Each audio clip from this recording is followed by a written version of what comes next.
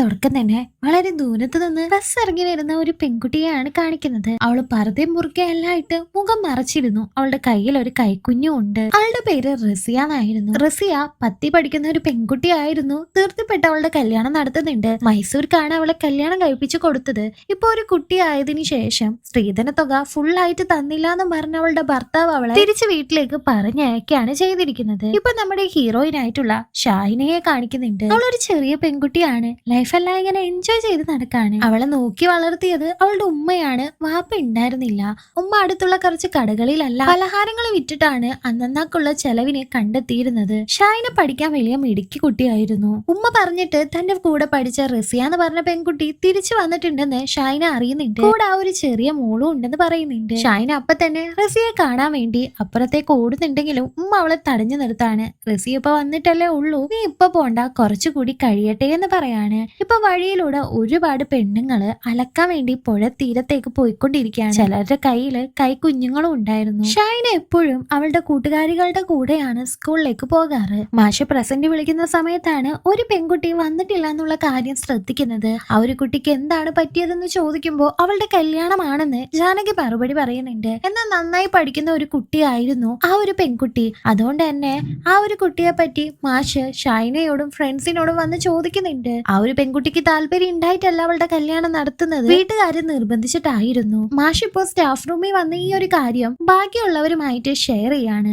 മുസ്ലിം പെൺകുട്ടികളെ വേഗം തന്നെ കല്യാണം കഴിപ്പിച്ച് അയക്കുന്നുണ്ടെന്നും 30 കുട്ടികൾ ഉണ്ടായിരുന്ന ക്ലാസ്സിൽ ഇപ്പൊ 27 കുട്ടികളുള്ളൂ, ബാക്കി എല്ലാവരും കല്യാണം കഴിഞ്ഞ് പോയതാണെന്നും ആ ഒരു മാഷ് പറയുന്നുണ്ട്.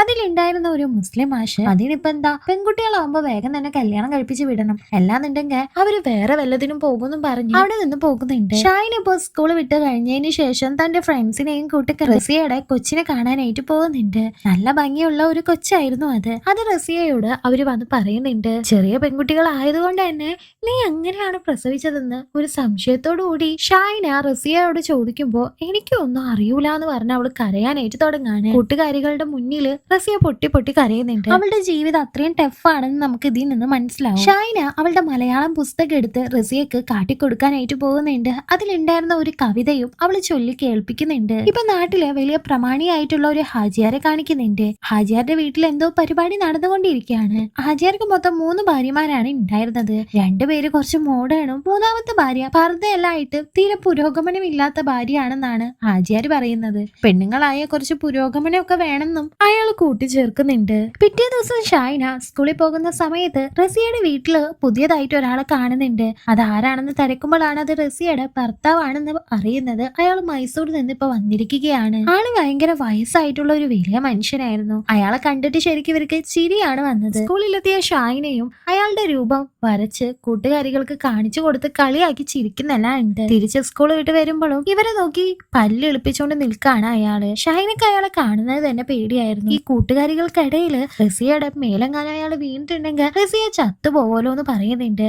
അതെന്തോ ഷാഹിനക്ക് സ്ട്രൈക്ക് ആവാണ്. അന്ന് രാത്രി ആ ഒരു കാര്യം തന്നെ അവള് സ്വപ്നം കണ്ട് ഞെട്ടി എണീക്കുന്നുണ്ട്. ഉമ്മയാണ് അവളെ ആശ്വസിപ്പിക്കുന്നത്. പിറ്റേ ദിവസം രാവിലെ തന്നെ റസിയെ കാണാനായി ഷാഹിന പോകുന്നുണ്ട്. ഇന്നലെ രാത്രി അയാൾ നിന്നെ ഉപദ്രവിച്ചോന്ന് ഷാഹിന റസിയയോട് ചോദിക്കുമ്പോ അവൾ ഒന്നും മിണ്ടാതെ തല താഴ്ത്തിയിരിക്കുകയാണ്. അതിനർത്ഥം ഉപദ്രവിച്ചു എന്നാണല്ലോ. ഇപ്പൊ ഒരു ചെറിയ പെൺകുട്ടിയെ കാണിക്കുന്നുണ്ട്. അവളുടെ വാപ്പ 2ാമത് കല്യാണം കഴിക്കാൻ പോകുന്നു. അങ്ങനെ കല്യാണം കഴിച്ചിട്ടുണ്ടെങ്കിൽ ഉമ്മ ചത്ത് കളയുമെന്ന് പറഞ്ഞിട്ടുണ്ടെന്നും അവളുടെ കൂട്ടുകാരിയോട് അവള് പറയുന്നുണ്ട്. റസാഖ് എന്ന് പറഞ്ഞ ഒരാളെയാണ് ഇപ്പൊ കാണിക്കുന്നത്. അവന്റെ ആദ്യ ഭാര്യയായിരുന്നു ഫായിദ. ഫായിദയോട് ഇപ്പൊ റസാഖ് 2ാമത് കല്യാണം കഴിക്കാൻ വേണ്ടി കൺവിൻസ് ചെയ്തോണ്ടിരിക്കുകയാണ്. ഫായിദയെ കല്യാണം കഴിച്ച സമയത്ത് അവൾക്ക് കൊടുക്കാമെന്ന് പറഞ്ഞ സ്ത്രീധന തുക അവളുടെ വാപ്പ മുഴുവനായി കൊടുത്തു തീർത്തിട്ടുണ്ടായിരുന്നില്ല. ആ ഒരു കാര്യം പറഞ്ഞിട്ടാണ് റസാഖ് ഇപ്പൊ അവളെ കൺവിൻസ് ചെയ്യാൻ വേണ്ടി നോക്കിക്കൊണ്ടിരിക്കുന്നത്. റസാഖിന് ഇപ്പൊ കുറച്ചു ദിവസത്തിനുള്ളിൽ ഗൾഫിലേക്ക് പോകണമായിരുന്നു. അവനക്ക് 25,000 രൂപ അത്യാവശ്യമായിട്ട് വേണം. ഫായിദക്കും കുട്ടിക്കും വേണ്ടിയിട്ടാണ് അവൻ ഗൾഫിലേക്ക് പോകുന്നതെന്നും അവൻ പറയുന്നുണ്ട്. ആ 25,000 രൂപ ഫായിദയുടെ വാപ്പയോട് ചോദിച്ച് ബുദ്ധിമുട്ടിപ്പിക്കാൻ അവനക്ക് താല്പര്യമില്ല അത്രേ. അതുകൊണ്ടാണ് അവൻ 2ാമത് കല്യാണം കഴിക്കുന്നത്. ഈ ഒരു പൈസക്ക് വേണ്ടി മാത്രം. അങ്ങനെയാണ് ഫായിദയോട് പറയുന്നത്. അതുകൊണ്ട് തന്നെ ഫായിദയും അതിന് സമ്മതിക്കുന്നുണ്ട്. പക്ഷെ നേരെ റസാഖ് ബ്രോക്കറിന്റെ അടുത്ത് വന്ന് പറയുന്നത് പൈസ തരുന്നത് കുറച്ച് കുറഞ്ഞാലും വേണ്ടിയില്ല, നല്ല ഭംഗിയുള്ള പെൺകുട്ടിയെ തന്നെ വേണമെന്നാണ്. അങ്ങനെ ആ ഒരു ബ്രോക്കർ നല്ല ഭംഗിയുള്ള പെൺകുട്ടീനെ അന്വേഷിച്ച് നടക്കുമ്പോഴാണ് അവന്റെ കണ്ണിൽ സ്കൂൾ വിട്ട് വരുന്ന ഷൈന പെടുന്നത്. ഷൈനയോട് നീ ഇന്നയാളുടെ മകളല്ലേ എന്ന് ചോദിക്കുമ്പോൾ അവള് ഭയങ്കര ദേഷ്യത്തോടുകൂടി അതിനിപ്പോ എന്താ ആണെങ്കിൽ നിങ്ങൾ എന്ത് ചെയ്യാൻ പോവാന്ന് ചോദിച്ച് അവിടെ നിന്ന് പോകുന്നുണ്ട്. പെൺകുട്ടികൾ ഇപ്പൊ ഭയങ്കര തർക്കുത്തരാണെന്നും പറഞ്ഞിട്ടാണ് അയാൾ പോകുന്നത്. ഷൈനയുടെ ഉമ്മയുടെ അടുത്തേക്ക് ഉമ്മയുടെ ആങ്ങളെ വന്നിട്ട്, അതായത് അവളുടെ മാമ വന്നിട്ട് ഈ ഒരു കല്യാണ കാര്യം വന്നിട്ടുണ്ടെന്നുള്ള കാര്യം പറയുന്നുണ്ട്. ശ്രീധരൻ അവര് വളരെ കുറച്ച് മാത്രമേ അത്രേ ചോദിച്ചിട്ടുള്ളൂ, ഇത്രയും നല്ല കാര്യം ഇനി വേറെ വരില്ല എന്നും പറയുന്നുണ്ട്. ഇതെങ്ങനെയെങ്കിലും ഷൈനയെ പറഞ്ഞ് സമ്മതിപ്പിക്കണം. അന്ന് രാത്രി ഷൈന പഠിച്ചുകൊണ്ടിരിക്കുകയാണ്. 10ാം ക്ലാസ്സിലെ പരീക്ഷ വരുന്നത് കൊണ്ട് തന്നെ ഷൈന പഠിപ്പിൽ ഭയങ്കര കോൺസെൻട്രേറ്റഡ് ആയിരുന്നു. ഈ സമയത്ത് അവളുടെ ഉമ്മ അവൾക്ക് വന്ന ആ ഒരു കല്യാണ കാര്യത്തെ കുറിച്ച് പറയുന്നുണ്ട്. എന്നാ ഉമ്മയോടൊന്നും മിണ്ടാതിരിക്കാനും എനിക്ക് 10ലെ പരീക്ഷയാണ് വരുന്നതെന്നും പറയാം. അപ്പൊ 10ലെ പരീക്ഷ കഴിയാതെ ഈ കല്യാണത്തിന് സമ്മതിക്കില്ലേന്ന് ചോദിക്കുമ്പോ, പിന്നെ 10ലെ പരീക്ഷ കഴിഞ്ഞിട്ട് എനിക്ക് ജാനകിയുടെ കൂടെ കോളേജിലേക്ക് പോകണം, എന്റെ കല്യാണമൊന്നും ഇപ്പൊ നടക്കില്ല എന്ന് ഷൈന തറപ്പിച്ച് പറയുന്നുണ്ട്. പിറ്റേ ദിവസം മാഷ് ക്ലാസ് എടുത്തോണ്ടിരിക്കുമ്പോ ബ്രോക്കർ അവിടേക്ക് വരുന്നുണ്ട്. ഷൈനയെ ചോദിക്കുകയാണ്. ഷൈനയും പുറത്തു വന്ന ആ ഒരു ബ്രോക്കറിനോട് സംസാരിക്കുന്നുണ്ട്. ആ സമയത്ത് ഷൈനയോട് സംസാരിക്കാതെ ബ്രോക്കർ റസാക്കിനോട് കണ്ണും കൈയും കാണിച്ച് ഇതാണ് പെണ്ണെന്ന് പറയുന്നുണ്ട്. അതായത് അതൊരു ചെറിയ പെണ്ണ് കാണൽ ചടങ്ങായിരുന്നു. റസാഖ് ഇപ്പോ നാണിച്ച് അവിടെ നിന്ന് ഷൈനയെ നോക്കുന്നുണ്ട്. അവൻക്ക് ഷൈനയെ വല്ലാതെ പിടിച്ചിട്ടുണ്ടായിരുന്നു. തന്നെ വിളിപ്പിച്ചിട്ട് ഒന്നും പറയാത്തത് കണ്ട ഷൈന ഒരു ബ്രോക്കറോട് ചൂടായിക്കൊണ്ട് ക്ലാസ്സിലേക്ക് കയറി പോകാണ്. ഇത് കണ്ട് മാഷ് അവിടേക്ക് വന്ന് ഇതെന്താണ് പരിപാടി എന്ന് ചോദിക്കുമ്പോ ചെറിയൊരു പെണ്ണ് കാണലാണെന്ന് ബ്രോക്കർ പറയുന്നുണ്ട്. മാഷ് അപ്പോ ഇതൊരു സ്കൂളാണ്, ഇങ്ങനത്തെ കാര്യങ്ങളൊന്നും ഇവിടെ നടക്കില്ല എന്നും പറഞ്ഞ് ബ്രോക്കർ അവിടെ നിന്ന് പറഞ്ഞയക്കുന്നുണ്ട്. ഇയാൾ ഇന്നും ഇന്നലെയും തുടങ്ങിയ പണിയായിരുന്നില്ല ഇത്. എപ്പോഴും പെണ്ണ് കാണിക്കാനായിട്ട് ഈ ഒരു സ്കൂളിലേക്കാണ് അയാള് ആൾക്കാരെ കൊണ്ടുവരാറുള്ളത്. ഷൈന അവളുടെ ഉമ്മയെ നിസ്കരിച്ചുകൊണ്ടിരിക്കുകയാണ്. നിസ്കാരം കഴിഞ്ഞ ഉടനെ തന്നെ ഉമ്മയോട് അവള് വളരെ ചൂടാവുന്നുണ്ട്. ഞാൻ ഈ ഒരു കല്യാണത്തിന് സമ്മതിക്കില്ലാന്നും ബ്രോക്കറെ ഇനി പറഞ്ഞയക്കണ്ടെന്നും അവള് ദേഷ്യത്തോടുകൂടി പറഞ്ഞ് അവിടെ നിന്ന് പോകുന്നുണ്ട്. സ്കൂളിൽ എല്ലാ കുട്ടികളും ഷൈന നിന്റെ കല്യാണമാണല്ലേ എന്ന് ചോദിച്ച് അവളെ കളിയാക്കാനായിട്ട് തുടങ്ങാണ്. എന്റെ അല്ല നിന്റെ ഉമ്മാന്റെ ആണ് കല്യാണം എന്ന് അവള് തിരിച്ചും പറയുന്നുണ്ട്. ഇപ്പൊ ഒരു ഹാജിയാരുണ്ടല്ലോ നാട്ടിലെ പ്രമാണി, അയാളെയും കൂട്ടിക്കൊണ്ട് ഷൈനയുടെ മാമ വീട്ടിലേക്ക് വരുന്നുണ്ട് ഷൈനയെ പറഞ്ഞ് സമ്മതിപ്പിക്കാൻ വേണ്ടിയിട്ട്. ആ സമയത്ത് വീട്ടില് ഉമ്മ ഉണ്ടായിരുന്നില്ല. ഷൈന പഠിച്ചുകൊണ്ടിരിക്കുകയായിരുന്നു. ഉമ്മയും പോയ കാര്യം ചെയ്തതിന് ശേഷം തിരിച്ച് വീട്ടിലേക്ക് വരുന്നുണ്ട്. ഷൈനയോട് കല്യാണ കാര്യത്തെ കുറിച്ച് പറയുന്നുണ്ട്. പെൺപിള്ളേർ ഇത്രയധികം പഠിച്ചിട്ട് എന്തിനാണെന്നും വേഗം കല്യാണം കഴിപ്പിച്ച് അയക്കുന്നതാണ് നല്ലതെന്നും വന്നിരുന്ന ആൾക്കാര് മാറി മാറി പറയാനായിട്ട് തുടങ്ങാണ്. സ്ത്രീധനത്തൊക്കെ കുറച്ച് ചോദിച്ചതും ഉമ്മാന്റെ കഷ്ടപ്പാടും ഇതെല്ലാം അവരിതിനിടയിൽ പറയുന്നുണ്ട്. ഷൈനക്ക് ഇത് കേട്ട് തല പെരുക്കാണ്. അവൾ അവിടെ നിന്ന് ഇറങ്ങി ഓടാണ്. ആളുകൾ എല്ലാവരും അവളുടെ പിന്നാലെയും പോകുന്നുണ്ട്. അങ്ങനെ രാത്രി സമയമാകും. അവള് സ്കൂളിൽ കയറിയാണ് ഒളിച്ചിരുന്നിരുന്നത്. എങ്ങനെയൊക്കെ അവളെ പറഞ്ഞ് കല്യാണ ദിവസം എടുക്കാണ്. അങ്ങനെ റസാക്കിന് ഷൈനയെ നിക്കാഹ് ചെയ്ത് കൊടുക്കുന്നുണ്ട്. കല്യാണത്തിന് മാഷ് വരുന്നുണ്ട്. മാഷിനെ കണ്ട് ഷൈന ചിരിക്കുന്നുണ്ടെങ്കിലും മാഷിന് വലിയ വിഷമമായിരുന്നു.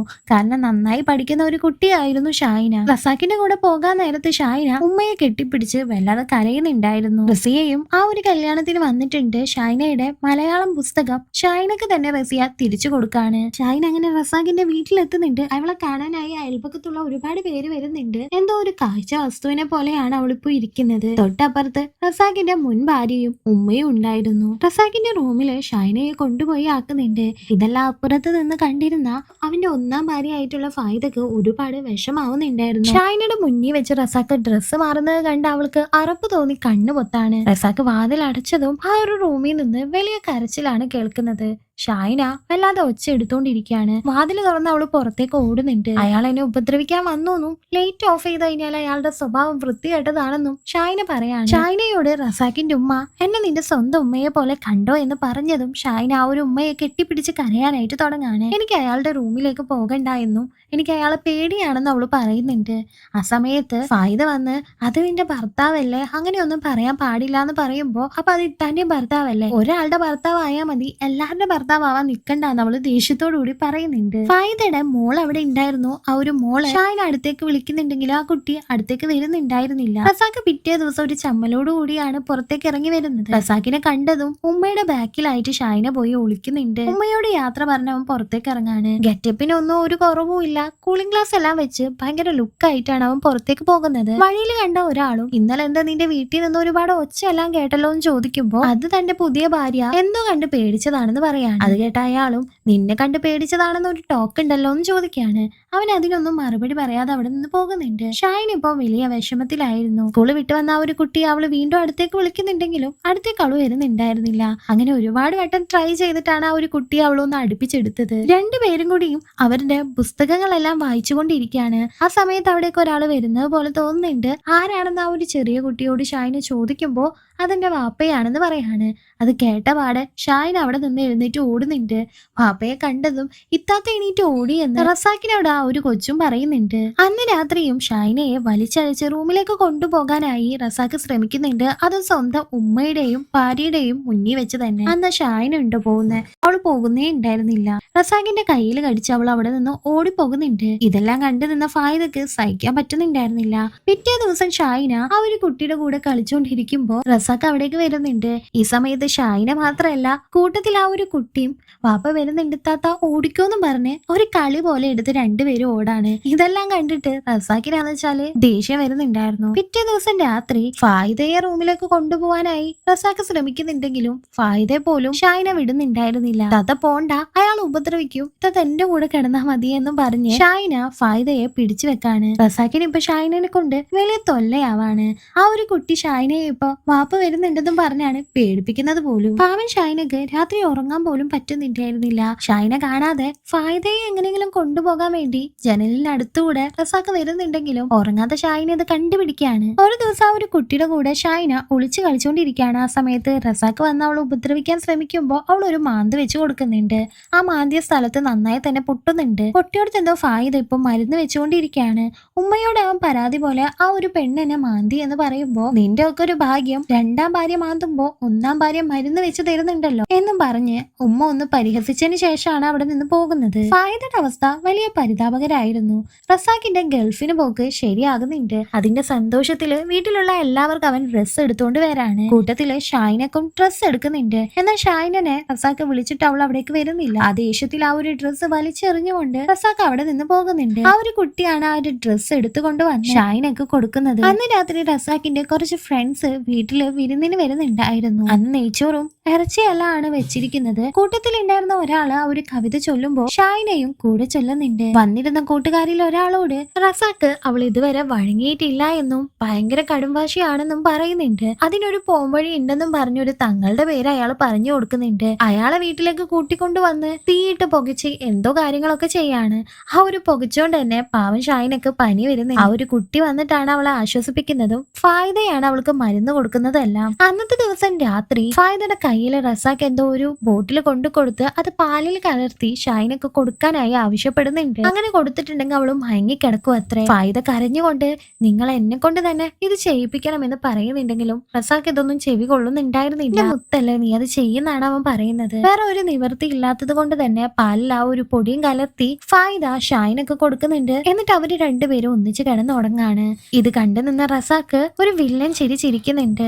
രാത്രി സമയമായപ്പോ ഫായിദിനെ വിളിച്ച് റസാക്ക് പുറത്താക്കുന്നുണ്ട്. ശേഷം ഷൈനയുടെ സമ്മതി ഇല്ലാതെ തന്നെ അവൾ അവനെ ഉപദ്രവിക്കാണ്. പിറ്റേ ദിവസം രാവിലെ എണീറ്റ് ഷൈന അവളുടെ മേത്തൊന്നും ഡ്രസ് ഇല്ലാത്തത് കണ്ട് ഭ്രാന്തിയെ പോലെ പെരുമാറാണ്. റസാക്കിനെ ചവിട്ടി നിലത്തിടുന്നുണ്ട്. അവനെ കിട്ടിയതെല്ലാം വെച്ച് എറിയുന്നുണ്ട്. പിറ്റേ ദിവസം റസാക്ക് അവന്റെ ഉമ്മയോട് എനിക്ക് ഈ ഒരു പെണ്ണിനെ കൊണ്ടുപോകാനായിട്ട് പറ്റുന്നില്ല എന്നും ഗൾഫിലേക്ക് പോകുന്നതിന് മുമ്പ് എനിക്ക് കുറച്ച് സമാധാനം വേണം, അതുകൊണ്ട് ഞാൻ അവളെ മൊഴി ചൊല്ലാൻ പോകുന്നു എന്നും പറയുന്നുണ്ട്. റസാക്കിന്റെ ഉമ്മക്ക് ഇതൊന്നും കേട്ട് വലിയ കൂസൽ ഉണ്ടായിരുന്നില്ല. കാരണം 4 കെട്ടിയ വാപ്പാന്റെ മോനല്ലേ, നീ ഇത്രയെങ്കിലും ചെയ്തില്ലെങ്കിലാണ് അത്ഭുതം എന്നാണ് ആ ഒരു ഉമ്മ പറയുന്നത്. നീ എന്തെങ്കിലും ചെയ്യ്, അവളുടെ വീട്ടിൽ നിന്ന് തന്ന ആ ഒരു പൈസ തിരിച്ചു കൊടുത്താൽ മതി എന്ന് ആ ഒരു ഉമ്മ പറയുന്നുണ്ട്. ഒന്നറിയാത്ത ആ ഒരു ചെറിയ പെൺകുട്ടി തന്റെ വാപ്പയോട് വന്ന് വാപ്പ ഇത്താത്തനെ മൊഴി ചൊല്ലാൻ പോകുന്നോ എന്ന് ചോദിക്കുമ്പോ അവൾക്കും കിട്ടുന്നുണ്ട് ഒരു അടി. ആ ഒരു ചെറിയ പെൺകുട്ടി ഷൈനയുടെ അടുത്ത് വന്ന് ഉപ്പ നിങ്ങളെ മൊഴി ചൊല്ലാൻ പോകുന്നു എന്ന് പറയുന്നുണ്ട്. അവൾ അത് കേട്ടൊന്ന് ചിരിക്കുകയാണ് ചെയ്തത്. ഉപ്പ വല്ലാതെ ഉപദ്രവിച്ചോ എന്ന് ചോദിക്കുമ്പോൾ ഷൈന ആ ഒരു കുട്ടിയുടെ മടിയിൽ തല വെച്ച് കരയാനായി തുടങ്ങാണ്. പിറ്റേ ദിവസം തന്നെ ഷൈനയെ റസാക്ക് വീട്ടിൽ കൊണ്ടുപോയി ആക്കുന്നുണ്ട്. ആ ഒരു സമയത്ത് റസിയ അവളുടെ ഭർത്താവും തിരിച്ചു പോകാനായിട്ട് ബസ് കാത്ത് നിൽക്കായിരുന്നു. ഷൈനയുടെ വീട്ടിൽ കയറാതെ തന്നെ റസാക്ക് ആ ഒരു ബ്രോക്കറെ കാണാനായിട്ടാണ് പോകുന്നത്. ബ്രോക്കറോട് അവൾ ഇതുവരെ വഴങ്ങിയിട്ടില്ല എന്നും എനിക്ക് ഇനി അവളെ വേണ്ട, മൊഴി ചൊല്ലാൻ പോകുന്നു എന്നും പറയുന്നുണ്ട്. ബ്രോക്കറും അതിന് സപ്പോർട്ട് ചെയ്യാണ്. അവൾക്ക് ഭയങ്കര അഹങ്കാരമാണെന്നും അവൾക്ക് ഇത് തന്നെയാണ് കൊടുക്കാൻ പറ്റുന്ന പണി എന്നാണ് ബ്രോക്കർ പറയുന്നത്. വീട്ടിലെത്തിയ ഷാഹിന ഓടി വന്ന ഒരു ഉമ്മയെ കെട്ടിപ്പിടിക്കുന്നുണ്ട്. അയാൾ ഉപദ്രവിക്കുന്നു എന്നും രാത്രി എനിക്ക് ഉറങ്ങാൻ പോലും പറ്റുന്നില്ല, എന്നെ അവിടേക്ക് വിടല്ലേന്നും പറഞ്ഞിട്ടാണ് അവൾ കരയുന്നത്. റസാഖിന്റെ ഈ ഒരു കാര്യം സംസാരിക്കാനായി ഹാജിയാറിന്റെ അടുത്തേക്ക് ബ്രോക്കർ പോകുന്നുണ്ട്. അങ്ങനെ ഈ ഒരു ഹാജിയാർ മുഖാന്തരം റസാഖ് ഷാഹിനയെ മൊഴി ചൊല്ലാണ്. പോകുന്ന വഴിക്ക് ആ ബ്രോക്കറോട് ഒരു ഹാജിയാർ ആ ഒരു പെൺകുട്ടിയെ റസാഖ് തൊട്ടിട്ടില്ല എന്ന് ഉറപ്പാണെന്ന് വെച്ചാല് അവളെ നമുക്കൊന്ന് ആലോചിച്ചാലോ എന്ന് ചോദിക്കുകയാണ്. അതായത് ആ ഒരു പടുകളവിന് ഷാഹിനെ കല്യാണം കഴിക്കാൻ അത്രേ. ഇയാള് വലിയൊരു പ്രമാണി ആയതുകൊണ്ട് തന്നെ അവളുടെ കുടുംബം രക്ഷപ്പെടും എന്നാണ് ഇവര് കാണുന്ന ഒരു പോസിറ്റീവ് ആയിട്ടുള്ള കാര്യം. ബ്രോക്കറും അതിനെപ്പറ്റി സംസാരിക്കാം എന്ന് പറയുന്നുണ്ട്. ഷാഹിന ഇപ്പൊ അവളുടെ വീട്ടിൽ വന്നതിന് ശേഷമാണ് സമാധാനത്തോടുകൂടി ഒന്ന് കിടന്നുറങ്ങുന്നത്.